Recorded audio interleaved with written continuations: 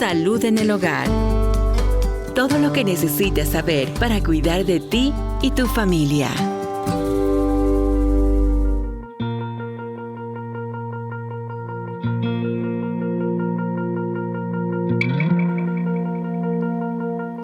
Hola, bienvenidos a Salud en el Hogar. Soy Lina Isela Castañón y desde este espacio de las instalaciones de Canal 10 saludamos también a nuestros amigos que nos hacen el favor de escucharnos todos los días a través de las estaciones que conforman el sistema chiapaneco de radio, televisión y cinematografía. Hoy abordaremos un tema muy importante. Es la conmemoración contra el uso nocivo de bebidas alcohólicas. Desafortunadamente, el alcoholismo no solamente en el mundo, específicamente en Chiapas, en lo que es el sureste mexicano, va en aumento. Así que tenemos que conocer estas estrategias que se están implementando para generar conciencia y de alguna forma poder evitar caer en el uso excesivo del consumo de alcohol. Pero para hablar de este tema es un gusto tener a una experta con nosotros, a la maestra Yoshune Lisset Díaz Juárez, que es psicóloga de la Dirección de Salud Mental y Adicciones. Maestra, bienvenida. Gracias, buen día. Vamos a comenzar con este programa, pero me gustaría mucho que si tiene alguna duda, algún comentario, nos lo haga saber a través de las redes sociales. Recuerde que búsquenos como Sistema Chiapaneco de Radio, Televisión y Cinematografía. Ahí aparecerá Salud en el Hogar y, por supuesto, podrá dejar su comentario, una pregunta, una sugerencia sobre el tema que hoy estamos abordando. Si no, también está nuestra línea telefónica 61 70 500, extensión 57015 o 57016. Y vamos a comenzar, maestra, con el programa. ¿Por qué se conmemora un día específicamente contra el uso excesivo del consumo de alcohol? Ok, bueno, es importante entender que esta conmemoración surge desde el 2020, el 8 de mayo del 2020, se crea este Día Nacional del Uso Nocivo. Todo es con la intención de concientizar a la población de todo el daño que nos ocasiona el alcohol. El alcohol, como una sustancia psicoactiva, pues altera funciones mentales de las personas y la parte emocional, pero también no solamente daña a la persona que consume, sino es un problema de salud pública, es un problema social que también afecta a todos nosotros como sociedad. Por eso la intención de conmemorarlo, de hacer conciencia en la población de este daño que está ocasionando, sobre todo en la población joven, ¿no? Por eso es importante. Jóvenes, claro. Es que desafortunadamente, ya lo hemos platicado en otro momento, cada vez son más pequeños las personas que inician en el alcoholismo, ¿no? Son personas realmente muy jóvenes. En algunas regiones del estado, incluso desde siendo adolescentes, comienzan con el consumo de alcohol, ¿no? Así es, por eso es importante, ¿verdad? Y la intención de estar el día de hoy es hacer conciencia, sobre todo con los padres de familia. Empecemos desde casa, ¿no? Con la parte de la abstinencia, ¿no? Esa es la parte que hay que fomentar en las familias. Cero consumo de sustancias, cero tolerancia. Recordemos que lo que más educa es el ejemplo. Entonces, si yo, papá, consumo, ¿cómo le puedo decir a mi hijo que no lo haga, ¿no? Entonces, si él lo ve desde pequeño, lo va a ir familiarizando, lo va a ver como algo natural y normal dentro de casa. Entonces, por eso es esencial que como papás empecemos desde ahí, a fomentar valores, ¿verdad? No ser padres permisivos, porque a veces los papás caemos en esta permisividad, ¿verdad? Que lo haga acá, pero que no lo haga afuera. Pues ni acá ni en ningún lado, porque el consumo de alcohol, el problema que se da acá es que empiezan con el uso, pues. O sea, ya lo probaron, pero ese uso se vuelve abuso, ¿no? Y luego del abuso viene la dependencia, o sea, y la línea es delgada. Cuando venimos a ver, la persona no se da cuenta en qué momento ya desarrolló la enfermedad, ya es adicto, ya no nada más se queda en el uso, o sea, ya lo probé, ¿no? Empiezo a abusar de la bebida, empiezo a tener problemas, ¿no? Porque ya empiezo a mentir, porque ya empiezo a gastar el dinero, porque ya empiezo a prestar, porque ya me meto en más problemas que me va llevando el consumo de sustancia. El alcohol no va en retroceso, siempre va a ir en aumento, ¿no? ¿Por qué? Porque se genera el alcohol algo que se llama tolerancia, ¿sí? Es el aumento de la sustancia, es decir, primero con una cerveza la persona dice, el alcohol es un desinhibidor de la conducta, te desinhibe, ¿no? Entonces con una cerveza pues ya bailas, ¿no? O te das ese permiso de hacerlo. Después una cerveza ya no te da ese poder, ahora necesitas 2, luego 3, luego 4, luego 5, entonces llegas hasta la curva de tolerancia, lo que comúnmente decimos cuánto aguante tiene, ¿no? Hay gente que aguanta un día, incluso 2 días tomando, porque hasta ahí llega su curva de tolerancia, pues esa es la tolerancia. Entonces la sustancia, tu cuerpo cada vez te va a pedir más, porque se vuelve dependiente, necesita la sustancia para seguir funcionando, ¿no? Usted mencionó algo muy cierto que me gustaría profundizar un poco más. Es una línea muy delgada, dice, ¿no? Entre el uso, es uso y abuso, ¿no? Uh-huh. ¿En qué momento? ¿Cómo usamos el alcohol y cómo darnos cuenta que ya estamos abusando del consumo de alcohol? Ok. El uso, les decía, son las primeras veces. Es decir, ¿cuántos de nosotros a lo mejor no hemos tomado una copita, ¿no? Por ejemplo, de sidra o alguna cerveza. O sea, el alcohol en sí no es que sea un problema. El problema es el abuso. Abusamos de la bebida, ¿sí? O sea, nosotros podemos degustar, sobre todo, y tomando en cuenta que debe ser mayores de edad. En menores de edad es cero tolerancia, ¿sí? Eso sí me gustaría remarcarlo. Entonces, por ejemplo, después de los 18 yo me puedo tomar una cerveza, pero es degustar la bebida, la tomo, la saboreo. El problema es que abusamos de la bebida. Es decir, estoy triste y entonces, ¿qué hacemos? Nos vamos al consumo de sustancia. Entonces, como la parte emocional está afectada, no me doy cuenta cuánto puedo tomar. Me estoy dando cuenta cuando ya estoy abusando de la bebida, es como que, por ejemplo, anteriormente solo tomaba fines de semana, ahora ya necesito tomar entre semana. Estoy llegando tomado o de cruda, como decimos comúnmente en el síndrome de abstinencia, a alguna actividad del trabajo, de la escuela, o no me presento a la escuela, ¿sí? Ahí ya estoy abusando, porque ya está habiendo una situación que está perjudicando ya mi ambiente, ¿sí? Ya en casa me están diciendo, oye, ya estás tomando más seguido, ¿sí? Date cuenta que ya estás viniendo con aliento a alcohol más días, ¿no? Ahí me doy cuenta que estoy abusando. Cuando ya me gasté la quincena, ¿no? O por ejemplo en el caso de los adolescentes, lo que te dan para la escuela, ¿no? Tu gasto, o a lo mejor te dan para algún trabajo y prefieres tomar, o sea, consumir, comprar alcohol, claro, y no hacer los pagos correspondientes de la escuela. Y estás abusando de la sustancia. Cuando prefieres irte a tomar que entrar a clases, ¿sí? O ir a trabajar, ¿no? O salirte a mitad de la escuela o mitad del trabajo para irte a tomar. Ahí ya estamos abusando. Es ahí cuando les debe de caer, como decimos comúnmente, el 20, ¿no? Decir, oye, es que me está pasando, ¿no? No termino una jornada de trabajo porque a mitad de jornada me voy a tomar, ¿sí? Claro. Entonces, por eso es importante darnos cuenta. Pero la gente no, o sea, piensa que es parte de la vida, que no pasa nada, que es el ambiente, ¿no? Que todo el mundo lo hace. ¿No? Que es normal. Exacto. Que en las fiestas infantiles haya alcohol cuando son fiestas infantiles. También. ¿No? Entonces somos como muy permisivos, como lo vemos tan natural. Es una cuestión cultural el consumo de alcohol en lo que es el sureste del país, ¿no? Así es, así es. Es una cuestión cultural y se los vamos heredando a nuestras generaciones y no nos damos cuenta en qué momento nosotros ya cruzamos esa línea y ahora se las estamos haciendo pasar a los más pequeños, a los más jóvenes, ¿no? Claro, y si le preguntáramos a una persona que es alcohólica, va a decir, yo nunca tomé para volverme alcohólico. O sea, nadie toma con esa idea. Todo el mundo dice, voy a tomar para pasarla bien. Sí, pero dice por ahí, el proceso de la adicción inicia jugando y terminas llorando. ¿Por qué? Porque hay una destrucción a nivel físico, porque te da enfermedades como la más común es la cirrosis hepática, y hay muchas más. Pero inicias con hígado graso, te va generando problemas de corazón, de estómago, de esófago. Viene toda una serie de enfermedades que conlleva el consumo de la sustancia. Y aparte también la parte social, porque muchas veces nos quedamos sin empleo, sin familia, sin estudios. Claro. Entonces es como una bolita de nieve que se va generando y nos va dañando físicamente, socialmente, emocionalmente, ¿no? Y es cuestión de decir, ya no más. O sea, a partir de hoy ya no voy a tomar. Es posible. Todavía se tiene mucha gente, me ha tocado escuchar que dicen, es que si yo decido, ya lo dejo hoy. Sí, por supuesto. La adicción es una cuestión de decisión.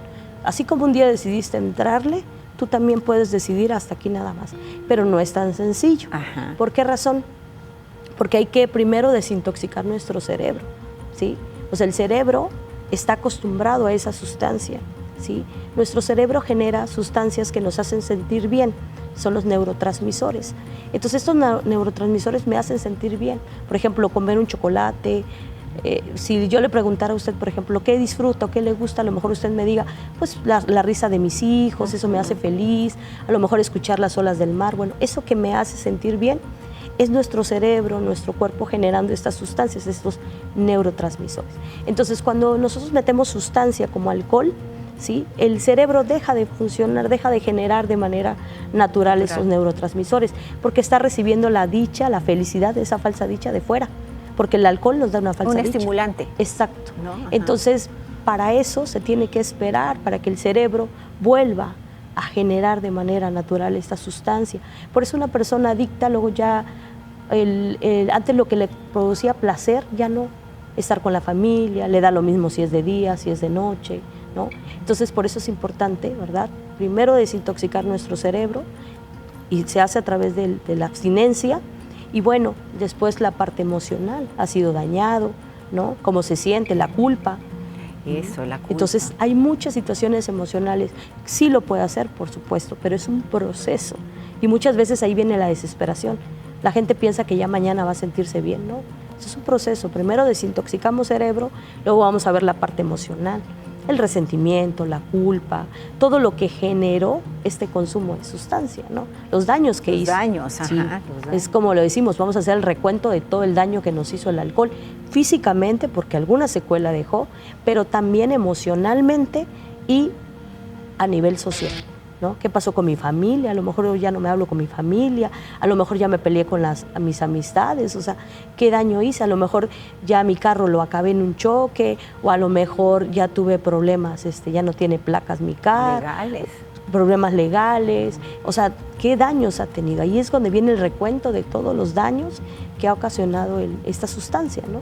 Entonces, cuando nosotros hacemos este proceso, el paciente puede hacerlo, ¿no? Pero pues muchas veces necesita terapia. Es lo que, bueno, tenemos que ir a una breve pausa. Okay. Y al volver me gustaría que ampliáramos un poco más este punto, ¿no? El qué tan necesaria es la ayuda, qué tan indispensable, o es cuestión solamente de voluntad, ¿no? Ok. Regresamos, no le cambie.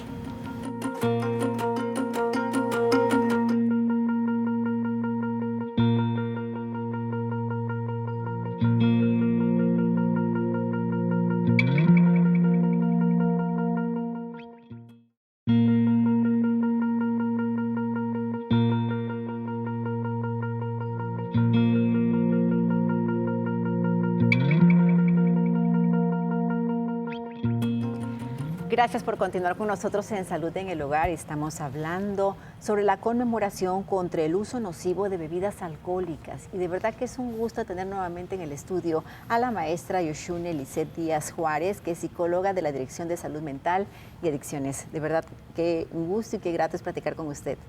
Gracias. Y bueno, antes de irnos a pausa, le comentaba que eso, usted nos platicó muy bien, ¿no? A veces es necesaria una ayuda. A veces es solamente necesaria hacerlo por voluntad propia, ¿no? Pero que también se requiere ayuda, ¿no? Así es. ¿Es realmente necesaria? ¿Qué tanto tiene que tener una persona que decide dejar la bebida alcohólica el apoyo? Ok, es esencial. Primero, pues tiene que tener esta decisión. No podemos obligar a nadie a cambiar, y esa es la parte más difícil. Por eso a veces la familia se desespera. Como psicólogos, como personal que trabajamos con personas que presentan consumo de sustancias, es un poco frustrante, pero no depende de nosotros. O sea, la recuperación depende del paciente. Es él al que le tiene que caer el 20 y decir hasta acá, ¿no? Ya no quiero el consumo de sustancia. Y ahí es donde nosotros entramos a apoyarlo. Es ahí donde cuando él pide la ayuda, ¿no? Porque mientras no, porque él no ve el problema en su consumo, ¿no? Él lo va a justificar, ¿sí? El típico mañana lo dejo, es mi dinero, ¿no?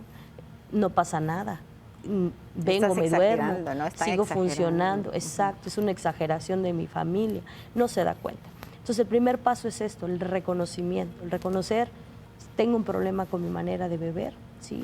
Estoy ya saliéndome de los estándares, es decir, no estoy cumpliendo con obligaciones, me está generando más gastos. Entonces, cuando él empieza a caer como estos 20 al usuario, al paciente, es ahí donde nosotros podemos apoyarlo.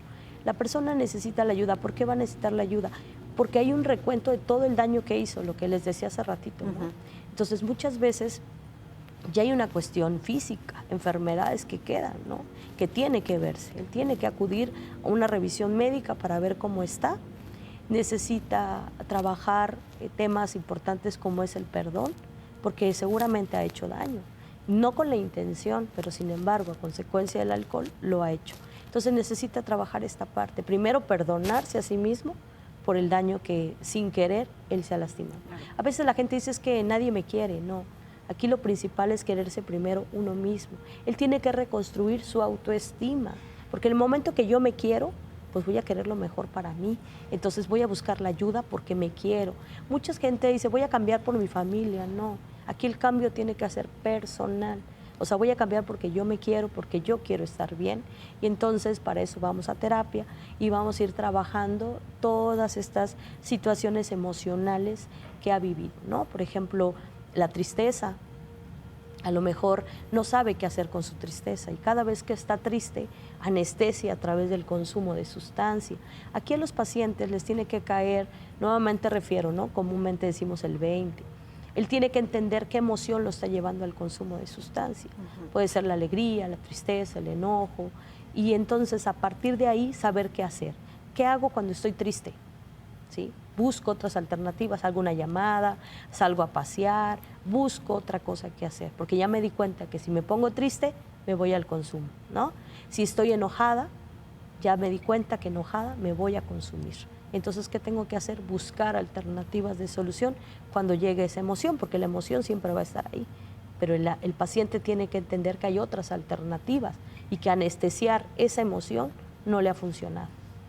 Qué interesante lo que comenta. Y también significa entonces, me gustaría mucho que me aclarara ese punto, que una persona que tiene un problema emocional es un factor importante para caer en el consumo excesivo de las bebidas alcohólicas, pero ¿es una determinante? Ok, no. Las emociones es una parte importantísima en el desarrollo de una adicción. Las adicciones son multicausales. Hay múltiples causas por las que una persona se va al consumo. Puede ser la curiosidad, ¿no? Que es común en la adolescencia.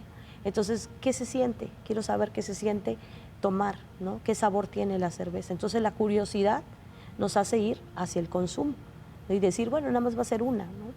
Y cuando venimos a ver, pues ya decíamos, ¿no? Pasamos el límite.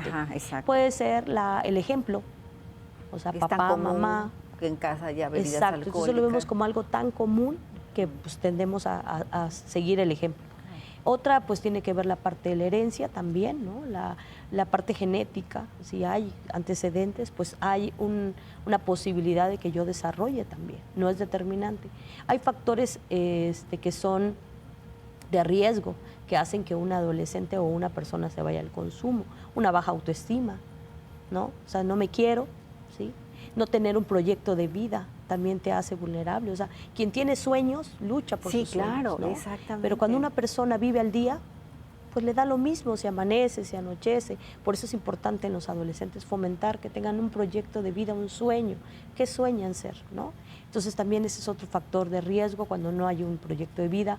Cuando no hay comunicación en casa, también ese es otro factor de riesgo que hace que una persona se vaya al consumo. Buscan tal vez llamar la atención. Exacto. ¿No? Alguien que no sabe poner límites, no sabe decir no, es una persona que muy fácilmente puede caer en el consumo de sustancia, porque va a llegar alguien, le ofrece y no sabe poner el límite, decir no quiero, porque se siente presionado también, ¿no? Ese es otro factor de riesgo, la presión de grupo, estos pares, ¿no? Los amigos, no es que tienes que entrarle, ¿sí? Ah, no, entonces eres mandilón, entonces a ti te mandan. Entonces todo lo que conlleva esta presión hacen que una persona pueda desarrollar una adicción.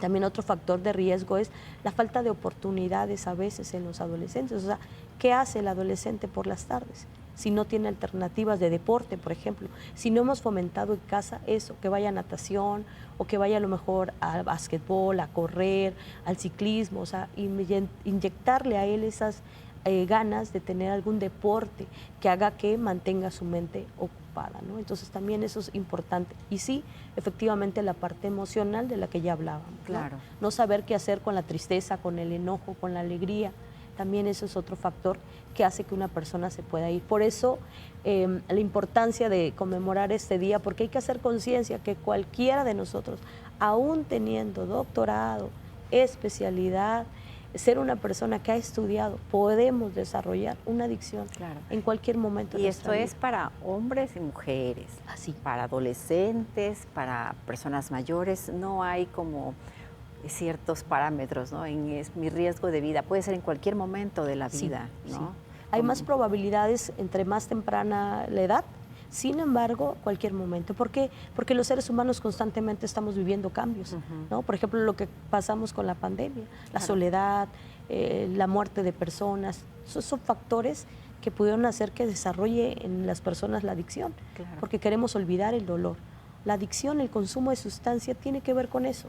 No quiero sentir como anestesio a través del consumo de sustancias. Eso, no quiero sentir, entonces pues estamos hablando de una situación emocional que hay que sanar.